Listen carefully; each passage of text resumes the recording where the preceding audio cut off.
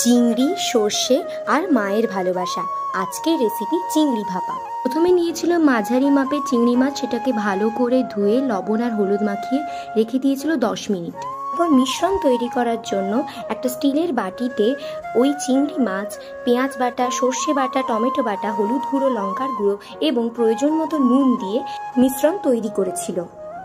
বাড়িতে নারকেল ছিল না তাই মা দিতে পারেনি, কিন্তু আপনারা চাইলে দিতে পারেন। সব শেষে সামান্য সর্ষের তেল, ধনেপাতা কুচি এবং লঙ্কা কুচি দিয়ে দিলেই মিশ্রণটি ভাপ দেওয়ার জন্য একদম রেডি। এরপর একটি কড়াইতে সামান্য জল গরম করে হট সিটারের সাহায্যে ওই স্টিলের বাটিটিকে ওই কড়াইয়ের মধ্যে বসিয়ে দিচ্ছে মা এবং সেটাকে একটা ঢাকনা দিয়ে ভালো করে ঢাকিয়ে দিচ্ছে।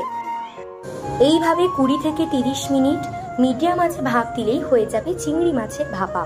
ভাপা শেষ হলে দেখুন কি দারুণ ঘ্রাণ। গরম ভাতের সঙ্গে পরিবেশন করুন এই অসাধারণ চিংড়ি ভাপা।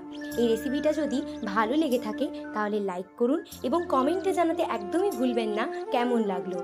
রান্না মানেই তো ভালোবাসা। 1 চামচ চিংড়ি ভাপা আর 1 মুঠো মায়ের স্পর্শ। আপনি যদি সেই ভালোবাসা খুঁজে পান তাহলে সাবস্ক্রাইব করতেই হবে সিনেমা অ্যান্ড স্পাইস চ্যানেলকে। ভালো লাগলে পাশে থাকুন। এমন রান্না, এমন গল্প শুধু এখানেই।